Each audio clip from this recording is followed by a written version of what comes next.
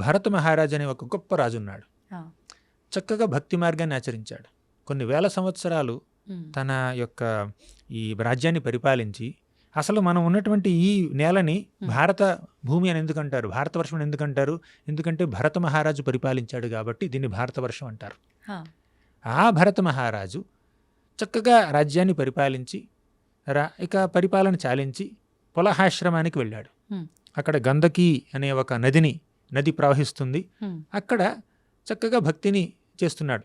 తను ఒంటరిగా కూర్చున్నాడు. ఒక చిన్న కుటీరం నిర్మించుకున్నాడు. అక్కడ తన సాధన చేస్తున్నాడు. జపం, తపం, హోమం, తర్వాత ఈ పూజలు పునస్కారాలు చేస్తున్నాడు.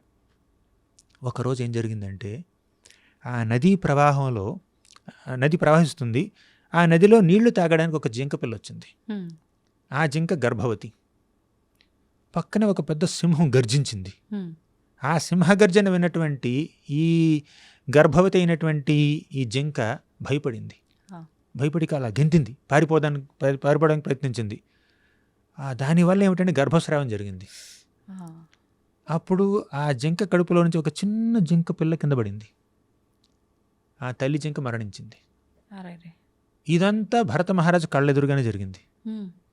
తన కళ్ళెదురుగా కొద్ది క్షణాల్లోనే జింక అక్కడికి రావడం, మంచినీళ్ళు తాగడం, చనిపోవడం, గర్భస్రావం జరగడం, చిన్న జింక పిల్ల అలా తల్లి లేకుండా అలా పడి ఉండడం అంతా జరిగింది. అంతా ఆయన ముందే. ఆయనకి చాలా మనసు ద్రవించిపోయింది. అప్పుడు ఆ చిన్న జింక పిల్లని తన చేతుల్లో తీసుకుని ఆశ్రమానికి వచ్చాడు.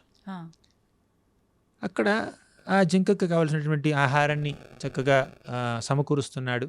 జింకకు ఒక బాగోగులు చూస్తున్నాడు. ఎంతైనా మహారాజు ఎదుటివారికి ప్రొటెక్షన్ ఇచ్చేటటువంటి ఒక మనస్తత్వం కలిగినటువంటి వాడు. అలా ఆ జింకని చక్కగా పాలిస్తున్నాడు, పోషిస్తున్నాడు. కానీ ఇక్కడ గమ్మత్తుగా ఏం జరిగిందంటే, ఆ జింక ధ్యాసలో పడి తన ధ్యానాన్ని మర్చిపోయాడు. తన భక్తి సాధన పూర్తిగా విస్మరించాడు. ఈయన భక్తి ఎంత పరిపక్వత చెందిందంటే, భక్తిలో 9 స్థాయిలు ఉంటాయి.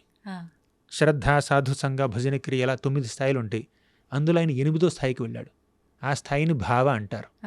దానికన్నా 9వ స్థాయి, అల్టిమేట్ స్థాయి ఏమిటంటే ప్రేమ. ఆయన భావ స్టేజ్ వరకు వెళ్ళాడు. అంటే భక్తిలో ఇంత పురోగతి సాధించిన తర్వాత ఈ జింక మీద వ్యామోహంతో, అంటే జింక మీద దయ చూపడం తప్పు కాదు, కానీ ఆ దయతో తన ధ్యానాన్ని భంగం చేసుకోవడం తప్పు. ఆయన అక్కడ ధ్యానాన్ని కూర్చుంటాడు. మధ్యలో అలా జింక ఏం చేస్తుంది, బాగుందా లేదా అని మళ్ళీ ధ్యానంలోకి. డిస్ట్రాక్టెడ్ మెడిటేషన్ అనమాట. ఇప్పుడు కూడా మనం భక్తి చేస్తూ ఉంటాం, మధ్యలో మొబైల్ ఫోన్ చూసుకుంటాం. అది మొబైలే మన జింక అనమాట. అక్కడ భరత మహారాజుకి జింక డిస్ట్రాక్షన్ అయితే మనకి స్మార్ట్ ఫోన్ డిస్ట్రాక్షన్ అనమాట.